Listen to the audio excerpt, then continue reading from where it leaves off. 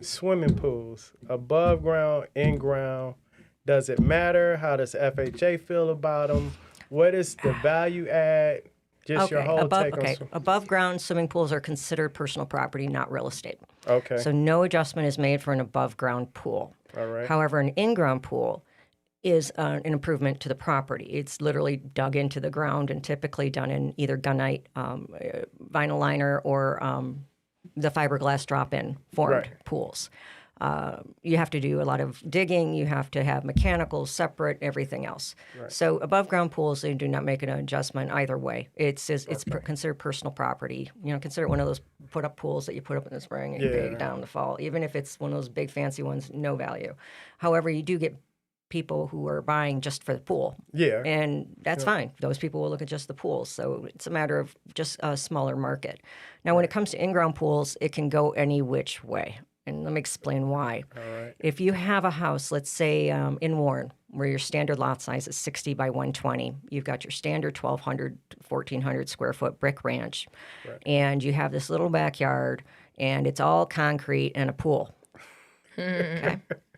We've all seen this house, right? We've all seen this house. Yeah. In that case, is it a bonus or not?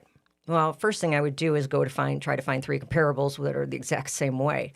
I try not to make that adjustment if I don't have to, because it's an ugly one. You really can't say necessarily, because for one, there's a huge different cost in different types of pools. Is it a gunite pool from the 1960s? Well, if it is, you're going to have a new fiberglass one dropped in or have the gunite redone at some point in time, because the gunite, the way it was made back then, it had a life expectancy. It wasn't meant to last forever. So in that case, it could actually be a detriment.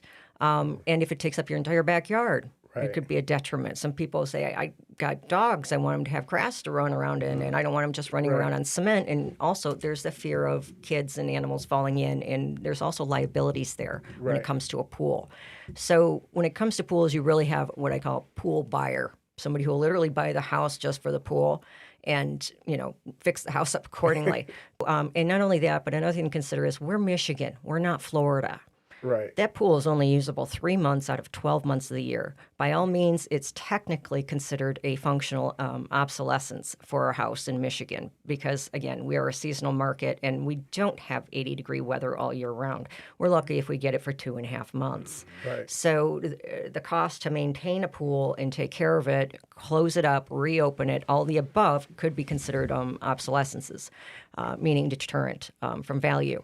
So, but when you get into the higher end market with bigger, where homes have bigger lots, okay. Right. So you get into the home market where you have the $700, $800 million homes who are on a half acre or an acre lot. Right. Then it's a bonus. Because in that price bracket, it is more popular to have those types of amenities. If you have those big, large homes, people do a lot of entertaining or they have a lot of kids or family. Having that 4-car garage and having the nice in-ground pool in the backyard with the nice lighting and the hot tub and, the dangling lights all above it and everything else is considered a bonus. Typically, I try not to ever compare in-ground pool house to one that doesn't.